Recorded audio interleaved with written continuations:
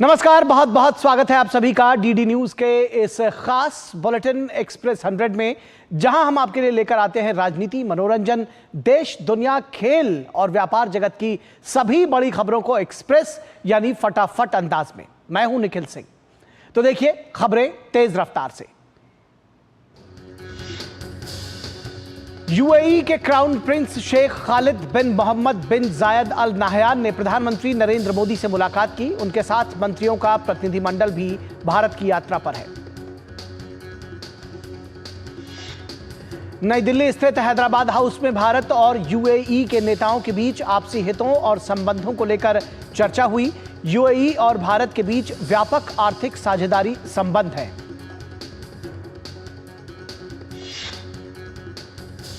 UAE के crown prince Sheikh Khalid बिन मोहम्मद बिन जायद Al Nahyan ने राजघाट स्थित महात्मा गांधी की समाधि स्थल पर श्रद्धांजलि अर्पित की। अबू धाबी के क्राउन प्रिंस ने राष्ट्रपति द्रौपदी मुर्मू से मुलाकात की। यह मुलाकात राष्ट्रपति भवन में हुई। अबू धाबी के क्राउन प्रिंस भारत के 3 दिवसीय दौरे पर हैं। गुड्स एवं सर्विस टैक्स काउंसिल की 54वीं बैठक में कई अहम फैसले लिए गए। बैठक के बाद वित्त मंत्री ने कहा कि शोध एवं अनुसंधान के लिए दी जाने वाली राशि को जीएसटी से मुक्त करने का निर्णय लिया गया है। कैंसर की दवाओं पर भी जीएसटी घटाया गया है। वित्त मंत्री ने बताया कि जीएसटी काउंसिल ने कैंसर की दवा पर जीएसटी दर 12% से घटाकर 5% कर दी है। जीएसटी काउंसिल ने हेल्थ और लाइफ इंश्योरेंस प्रीमियम पर जीएसटी दर को मौजूदा 18% से कम करने पर व्यापक रूप से सहमति जताई है, लेकिन इस पर अंतिम फैसला अभी अगली बैठक में होगा, जो कि नवंबर में होने वाली है। विदेश मंत्री डॉक्टर एस जयशंकर ने रियाद में ओमान के विदेश मंत्री महामहिम सैयद बद्र अल बुसैदी के साथ मुलाकात की। उन्होंने कहा कि इस मुलाकात के दौरान हमारी रणनीतिक साझेदारी को और मजबूत करने पर ध्यान केंद्रित किया गया। विदेश मंत्री डॉक्टर एस जयशंकर 6 दिवसीय विदेश दौरे पर हैं। इस यात्रा का उद्देश्य समग्र द्विपक्षीय संबंधों को बढ़ावा देना है, साथ ही क्षेत्रीय और वैश्विक चुनौतियों पर विचार विमर्श करना है। कोलकाता के आरजी कर हॉस्पिटल में एक महिला ट्रेनी डॉक्टर के बलात्कार और निर्मम हत्या के मामले में ममता बनर्जी सरकार और पश्चिम बंगाल पुलिस की काफी किरकिरी हो रही है। सुप्रीम कोर्ट ने इस मामले का स्वतः संज्ञान लिया है।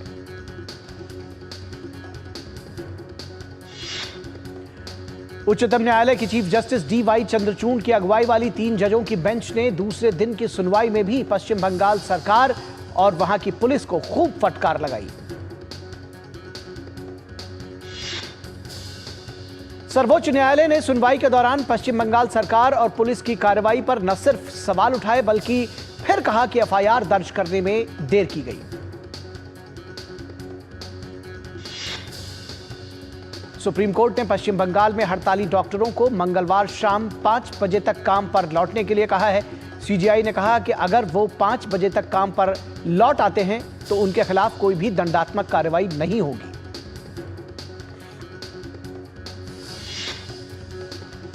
कोलकाता के आरजी कर मेडिकल कॉलेज की पीड़िता को जल्द से जल्द न्याय दिलाने के लिए पश्चिम बंगाल सहित पूरे देश में लगातार लोग मांग कर रहे हैं। सोमवार को सुप्रीम कोर्ट की सुनवाई का सीधा प्रसारण कोलकाता में प्रदर्शन वाले स्थल पर लोगों ने देखा और पीड़िता को श्रद्धांजलि अर्पित की। कोलकाता के आरजी कर घटना को लेकर भाजपा ने राज्य की ममता बनर्जी सरकार पर एक बार फिर हमला बोला है। भाजपा ने कहा कि पूरे मामले की सच्चाई जानने के लिए ममता बनर्जी का भी पॉलीग्राफी टेस्ट होना चाहिए और उन्हें गिरफ्तार किया जाना चाहिए।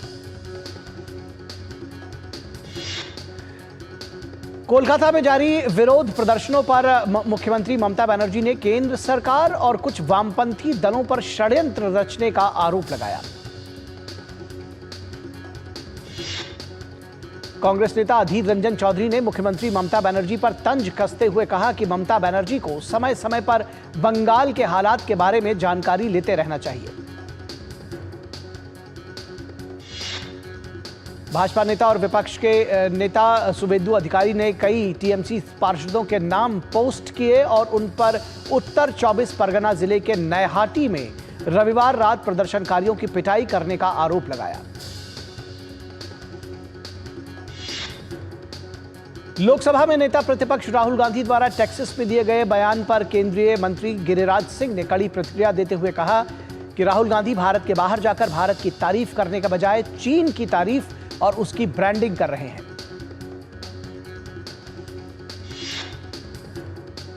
गिरिराज सिंह ने आंकड़े गिनाते हुए कहा कि आपके समय में निर्यात केवल 19 लाख करोड़ रुपए का था और अभी निर्यात 75 लाख करोड़ रुपए से ज्यादा का हो गया है। इससे पता चलता है कि देश में मैन्युफैक्चरिंग बढ़ रही है।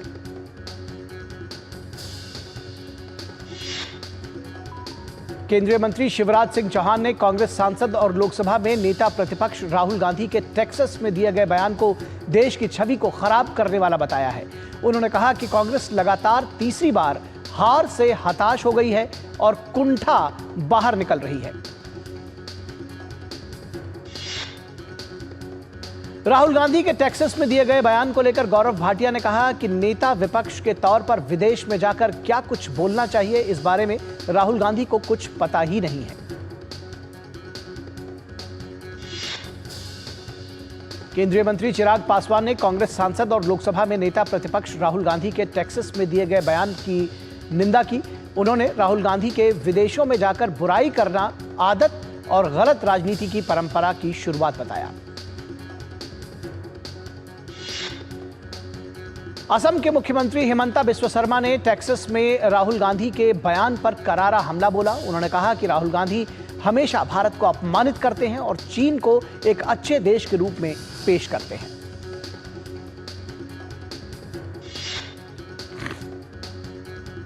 आगामी हरियाणा विधानसभा चुनाव के लिए आम आदमी पार्टी ने 20 उम्मीदवारों की पहली सूची जारी कर दी है। इसी के साथ हरियाणा चुनाव में कांग्रेस और आम आदमी पार्टी का गठबंधन खटाई में पड़ता हुआ नजर आ रहा है। हरियाणा में गठबंधन के लिए आम आदमी पार्टी कांग्रेस से 10 सीटें मांग रही थी, लेकिन आम आदमी पार्टी के 20 उम्मीदवारों की घोषणा के बाद इसकी संभावना खत्म हो गई है। आम आदमी पार्टी के सुशील गुप्ता ने बताया कि हरियाणा में जल्द ही प्रत्याशियों की दूसरी सूची भी जारी कर दी जाएगी। उन्होंने कहा कि हमने पूरे संयम की परीक्षा दी और आखिर में लिस्ट जारी कर दी।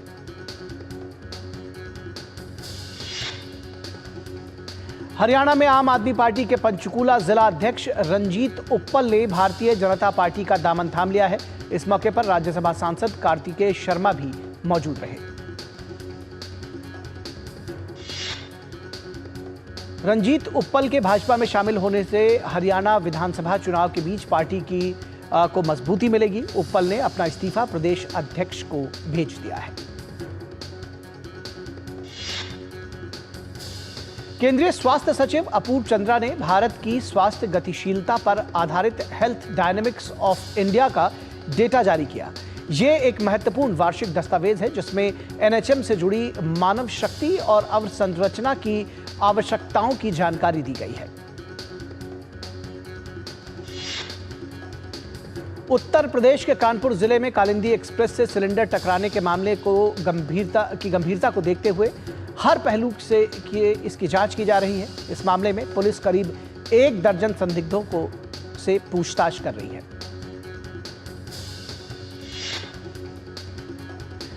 एटीएस के आईजी नीलाब्जा चौधरी ने मौका मुआयना किया और कहा कि ट्रेन को डीरेल करने की कोशिश की गई। रविवार रात कानपुर के बिल्हौर रेलवे स्टेशन के पास ट्रैक पर गैस सिलेंडर रखा हुआ था।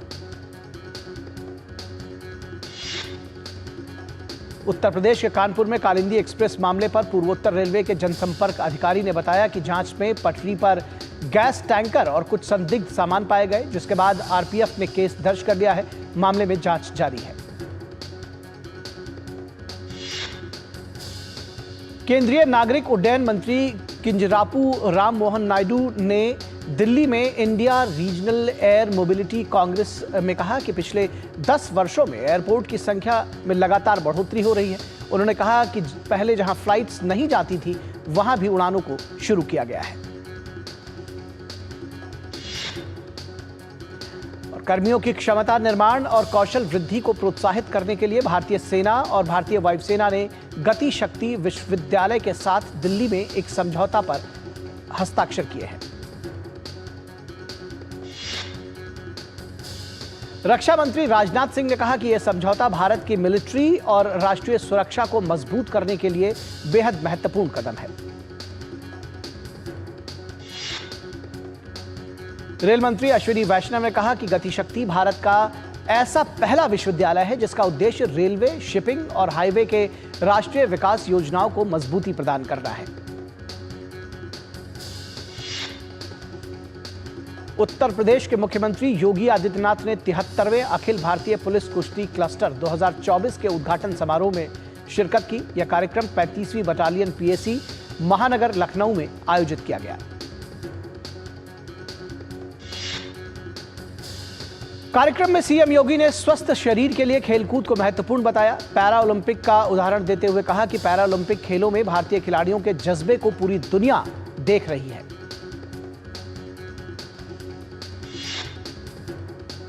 भारत अमेरिका संयुक्त सैन्य युद्ध अभ्यास 2024 की शुरुआत राजस्थान में हुई।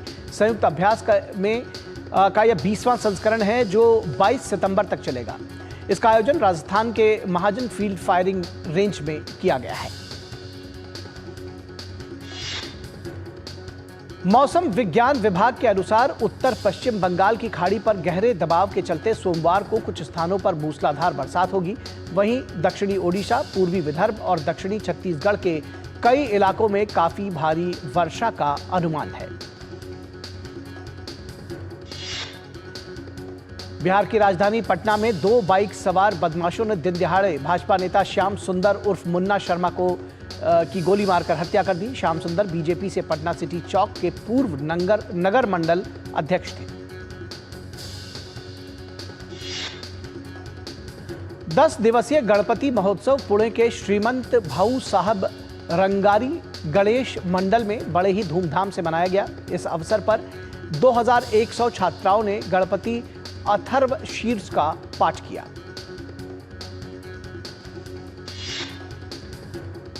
Automotive component manufacturers association of India के 64वें वार्षिक सत्र का दिल्ली में आयोजन किया गया। केंद्रीय मंत्री नितिन गडकरी, केंद्रीय मंत्री HD कुमारस्वामी सहित कई विशिष्ट लोग इसमें शामिल हुए। सत्र को संबोधित करते हुए केंद्रीय मंत्री नितिन गडकरी ने कहा कि वर्ल्ड के ऑटोमोटिव सेक्टर में भारत 7वें से 3रे पायदान पर पहुंच चुका है। उन्होंने कहा कि भारत सेमीकंडक्टर के क्षेत्र में भी तेजी से आगे बढ़ रहा है।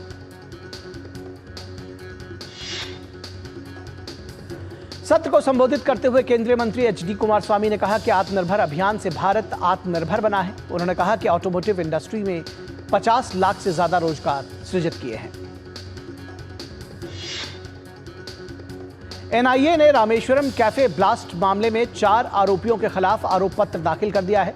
आरोपियों की पहचान मुसाबिर हुसैन शाजिब, अब्दुल मतीन अहमद ताहा, माज मुनीर अहमद और मुअज्जिम शरीफ के रूप में की गई है। उत्तर प्रदेश में 69,000 सहायक शिक्षकों की भर्ती के मामले में सुप्रीम कोर्ट ने इलाहाबाद हाई कोर्ट के फैसले पर रोक लगा दी है। कोर्ट ने राज्य सरकार और दोनों पक्षों से कहा कि वो लिखित दलीलें जमा कराएं। इलाहाबाद हाई कोर्ट ने अपने फैसले में जून 2020 और जनवरी 2022 की चयन सूची को रद्द करते हुए यूपी सरकार को आदेश दिया था कि वह 2019 में हुए ATRE सहायक शिक्षक भर्ती परीक्षा के आधार पर 69,000 शिक्षकों के लिए नई सिलेक्शन लिस्ट 3 महीने में जारी करे। सुप्रीम कोर्ट ने एक अहम फैसले में कहा है कि अगर कोई शख्स किसी एक केस में हिरासत में है तो भी वो दूसरे केस में गिरफ्तारी से बचने के लिए अग्रिम जमानत की याचिका कोर्ट में लगा सकता है।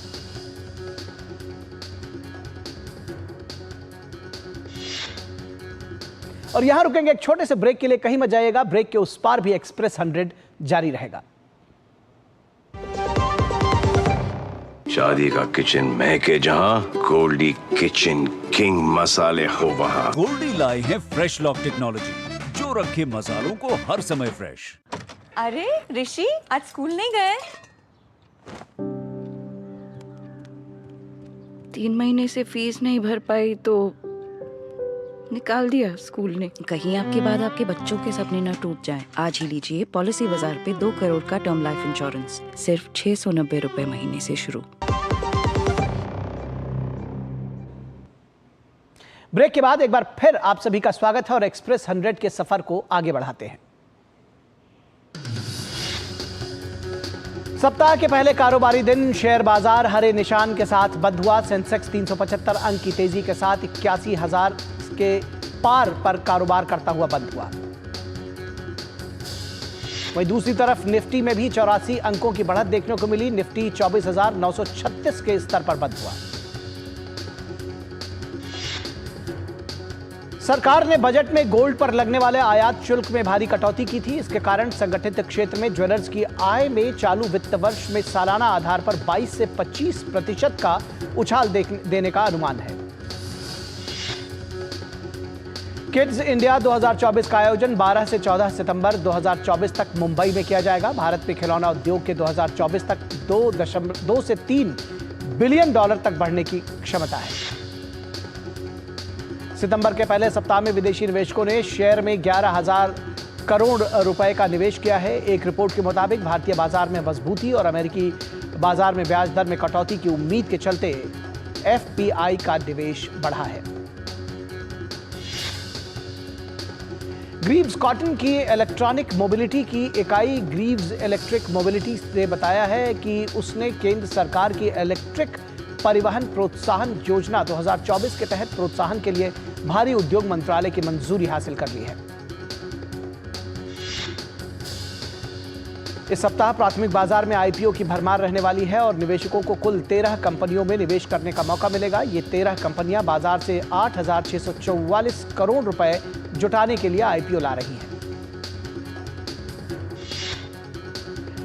मेन बोर्ड में बजाज हाउसिंग फाइनेंस 6,560 करोड़ रुपए, पीएन गाडगिल ज्वेलर्स 1,100 करोड़ रुपए, क्रॉस लिमिटेड 500 करोड़ रुपए और टॉलिन टायर्स 230 करोड़ रुपए का आईपीओ बाजार में लाया है।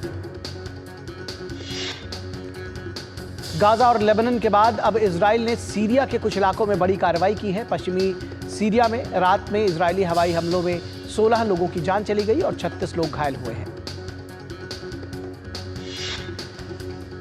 सीरिया ने कुछ मिसाइलों को मार गिराने का दावा किया है। अप्रैल में दमिश्क स्थित ईरानी दूतावास परिसर पर हमले के बाद सीरिया में इजराइल का सबसे घातक हमला है।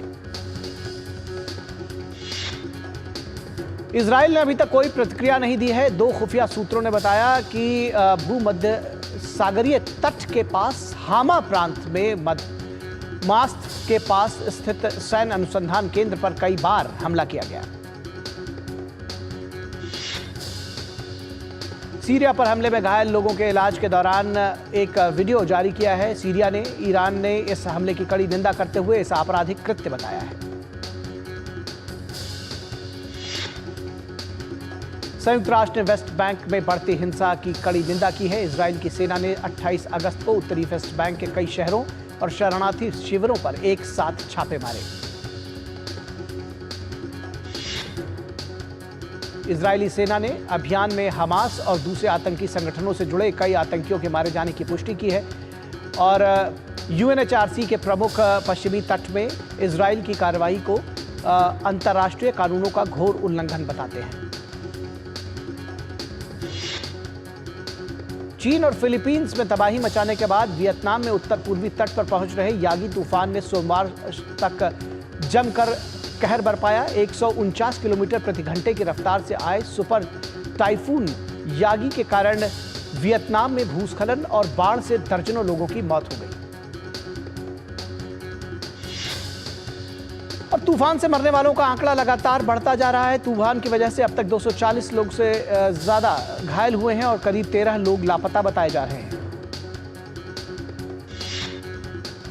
इस बीच प्रभावित लोगों को बचाने के लिए युद्ध स्तर पर राहत और बचाव अभियान जारी है। यागी तूफान उत्तरी वियतनाम में 30 सालों में आया सबसे शक्तिशाली तूफान है। यागी तूफान के कहर से कई पुल क्षतिग्रस्त हो गए, कई इमारतें और घर पानी में जलमग्न हो गए, तो वहीं परिवहन सेवाएं भी बुरी तरह से प्रभावित हुई हैं। यागी तूफान के कारण उत्तरी वियतनाम में भारी बारिश के दौरान एक घर पर पहाड़ी गिरने से एक ही परिवार के 4 लोगों की मौत हो गई। वहीं पहाड़ी काओ बांग प्रांत में भूस्खलन के कारण 20 लोगों को ले जा रही एक यात्री बस बाढ़ के पानी में बह गई। मेक्सिको में राष्ट्रपति एंड्रेस मैनुअल लोपेज ओब्राडोर के न्यायिक सुधार प्रस्ताव पर विवाद बढ़ता जा रहा है। वहीं बड़ी संख्या में लोग सड़कों पर उतरकर इसका विरोध कर रहे हैं। लेकिन न्यायिक सुधार पर देश में छिड़ी बहस के बीच इससे संबंधित विधेयक को पहले संसद के निचले सदन चैम्बर ऑफ डिप्यूटीज, फिर सीनेट के आयोग ने भी हरी झंडी दे दी है। अब इसे उच्च सदन सीनेट के पास वहां से पास कराने की कोशिश की जाएगी। हालांकि राष्ट्रपति ओब्राडोर की पार्टी के पास इस बिल को पारित कराने के लिए जरूरी संख्या नहीं है। 1 अक्टूबर को राष्ट्रपति लोपेज की जगह लेने वाली क्लाउडिया शीनबाम ने भी न्यायिक सुधार प्रस्ताव का समर्थन किया है।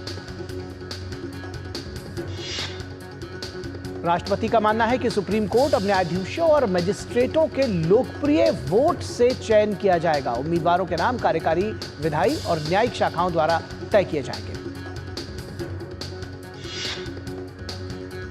वर्तमान में सुप्रीम कोर्ट के चीफ जस्टिस को राष्ट्रपति नामित करता है और सीनेट मंजूरी देते हैं। सुप्रीम कोर्ट के न्यायाधीशों की संख्या 11 से घटाकर 9 उनका कार्यकाल 9 वर्ष किए जाने का प्रस्ताव है। वेनेजुएला के राष्ट्रपति चुनाव में निकोलस मादुरो की जीत को चुनौती देने वाले एडमंडो गोंजाल्वेज ने स्पेन में शरण मांगी है। स्पेन के विदेश मंत्रालय ने यह जानकारी दी है। जुलाई में हुए विवादित चुनाव पर राजनीतिक और राजनयिक संकट के बीच उन्होंने अपना देश छोड़ दिया है। स्पेन के विदेश मंत्रालय ने अपने आधिकारिक बयान में कहा है कि गोंजालेज अपनी पत्नी के साथ स्पेन के सैन्य अड्डे पर पहुंचे हैं।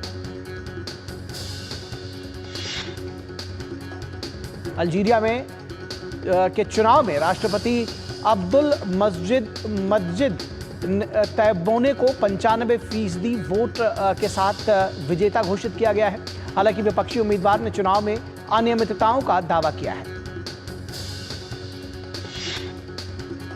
ब्राजील के अमेज़न वर्षा वन से होकर गुजरने वाली नदी के पास रहने वाले ब्राजील वासी घटते जलस्तर की वजह से सूखे की मार झेल रहे हैं। नदियों में पानी आना मुश्किल होता जा रहा है, जिससे पानी पीने लायक नहीं रह गया है।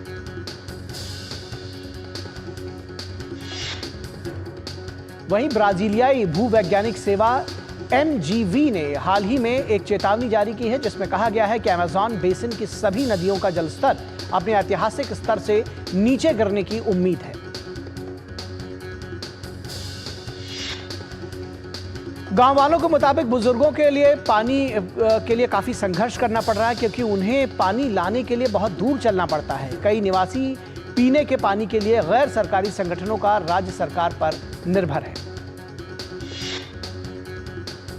नाइजीरिया में तेल से भरे टैंकर के लोगों से भरे ट्रक के टकराने से 50 लोगों की मौत हो गई। तेल से भरे टैंकर के ट्रक से टकराने के बाद विस्फोट हो गया। ट्रक में लोगों के साथ पशु भी थे।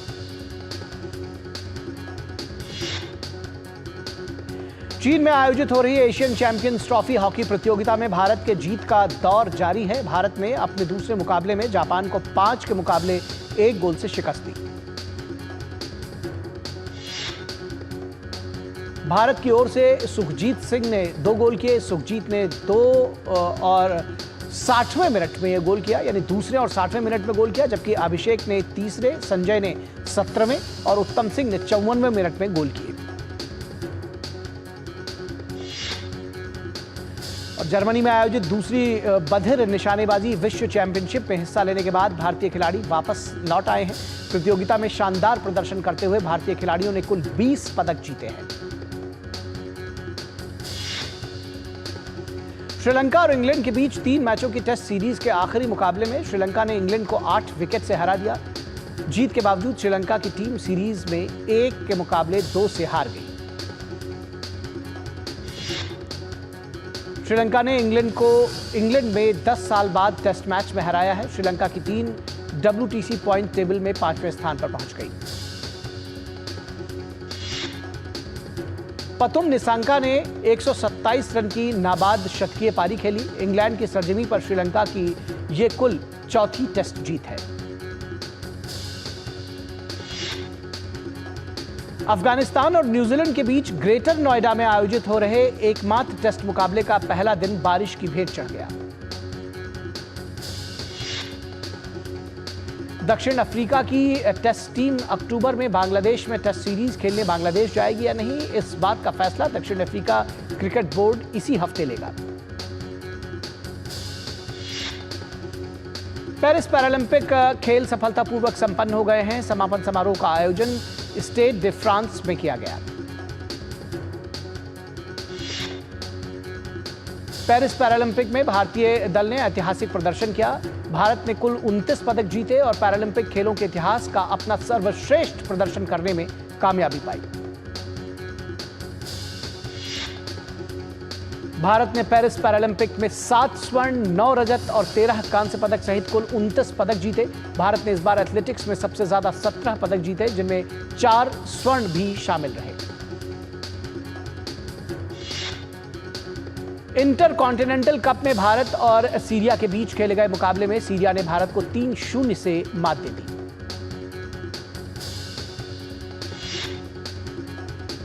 दुनिया के नंबर 1 खिलाड़ी यानिक सिनर ने यूएस ओपन का खिताब जीत लिया है। सिनर ने फाइनल में अमेरिका के टेलर फ्रिट्ज को हरा दिया। और बॉलीवुड के खिलाड़ी कुमार यानी अक्षय कुमार मना रहे हैं अपना जन्मदिन। अक्षय कुमार के 57वें जन्मदिन पर उन्हें बधाई देने वालों का सोशल मीडिया पर तांता लगा हुआ है। और आलिया भट्ट और वेदांग रैना की फिल्म जिगरा की रिलीज का हर किसी को बेसब्री से इंतजार है। जिगरा में आलिया का एक्शन भले ही नया हो, लेकिन फिल्म की कहानी काफी पुरानी लग रही है। 13 सालों में फिल्म निर्माता रोहित शेट्टी सिंघम फ्रेंचाइजी की अगली फिल्म को बड़े पर्दे पर उतारने के लिए दिन रात एक कर रहे हैं। अब खबर आ रही है कि रोहित शेट्टी ने क्लाइमैक्स सीन में बदलाव किया है। मलयालम एक्टर विनायक के खिलाफ RGI एयरपोर्ट पर पुलिस ने एक मामला दर्ज किया है। एक्टर नशे की हालत में एयरपोर्ट स्टाफ के साथ बुरा बर्ताव कर रहे थे, जिसकी वजह से उन्हें पुलिस ने गिरफ्तार किया है। अभिनेता दीपक तिजोरी ने अपने नाम म्यूजिक लेवल लॉन्च करने की घोषणा की है। इस लेवल के तहत वो 10 सितंबर को पहला म्यूजिक वीडियो लॉन्च करेंगे। और बॉलीवुड अभिनेता कार्तिक आर्यन ने लालबाग के राजा के दर्शन किए। इस दौरान कार्तिक को देखकर उनके प्रशंसक बेहद खुश हुए और जोर जोर से भूल भुलैया 3 चिल्लाने लगे। इसका वीडियो सोशल मीडिया पर तेजी से वायरल हो रहा है। तो एक्सप्रेस न्यूज के इस अंक में बस इतना ही। हमारी पूरी टीम को